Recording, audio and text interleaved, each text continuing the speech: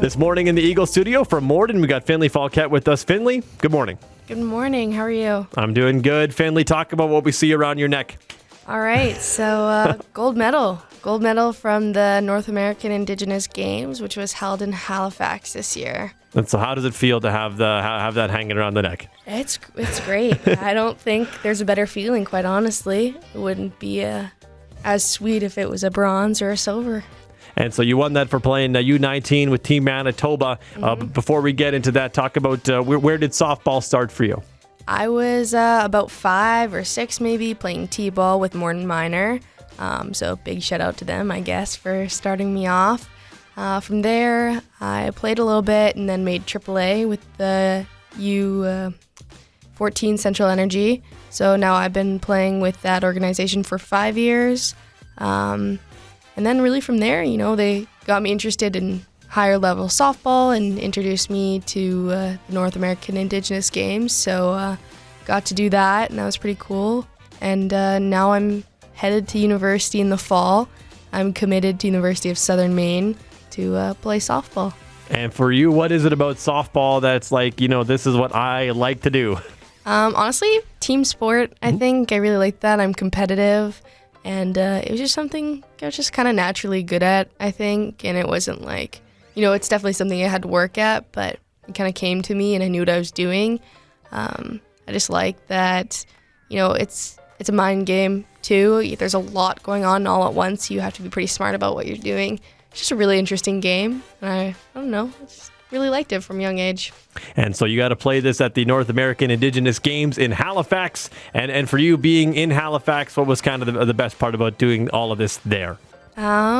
Just honestly, the cultural aspect of it, getting to play along other Indigenous athletes, whether they were Métis, Indigenous, or Inuit. It was really, really cool to see us all come together. And it was just beautiful. And the way that we all connected with each other, just, speechless. It was so amazing. And so talk about that connection and about being there with all of these other Indigenous athletes. Yeah, so there was a lot going on, but it worked out so well. I made lots of friends. I got to meet people from kind of all over. So I have friends now in New York and some in Yukon, which is super cool. And we got to, mingle and socialize in the athlete village. And that was so cool because you kind of see the difference and uniqueness of each culture and each tribe. And then we got to show off, our Métis culture as well, because they don't really have that anywhere else. In the States, they don't have Métis people. So it was very, very cool to see everything.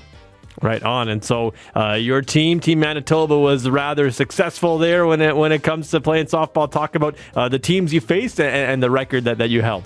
Yeah, so we played round robin. We played Team Wisconsin, Team BC, Alberta. I think those were our 3 games for sure. And then we had one more, which I'm blanking. EDN, which was Quebec. So we went 4-0. In round robin, made it to semis.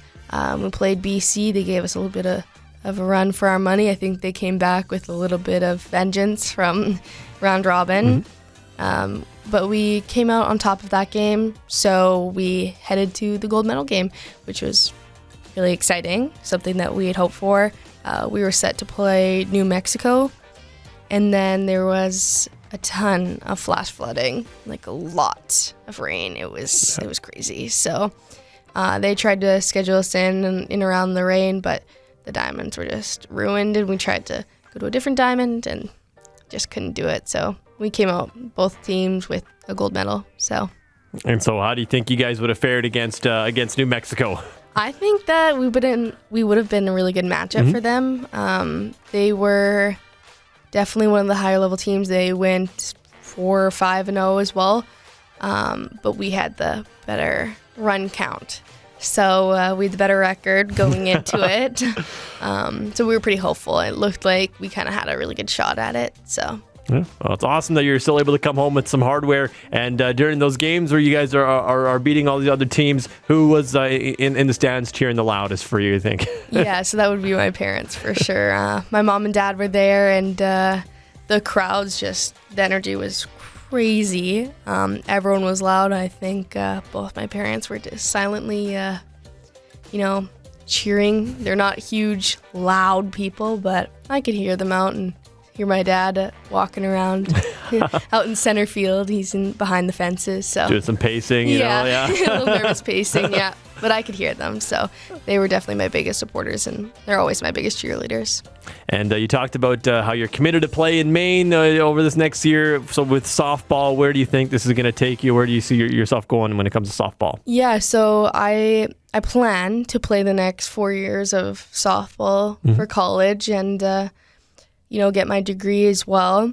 After the 4 years, I'm not 100% sure, but I'm hopeful that I get to come and coach. And, by then, the next 4 years is the next NAIG games, next North American Indigenous Games. So maybe I'll get to coach. Maybe I'll get to be a part of it once again, but in a different way. Right on. Well, congratulations on the gold medal and best of luck this next year. Finley, thanks so much for coming out. Thank you. Hey, I'm Ronnie Gunther. Hopefully you enjoyed that video. If you have something going on in the community and you want to share it on the morning show, we'd love to have you. Send us an email at news@pembinavalleyonline.com. If you like the video, give it a like and share it with your friends. We'll see you next time.